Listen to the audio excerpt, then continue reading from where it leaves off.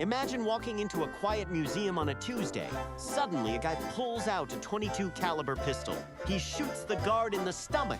The thieves rip a Gauguin and a Picasso right off the walls. They even snatch 2 Renoirs. Total chaos in under a few minutes. They shoved the masterpieces into a getaway car, but the FBI didn't play around. They tracked the art to a pig farm in Rhode Island.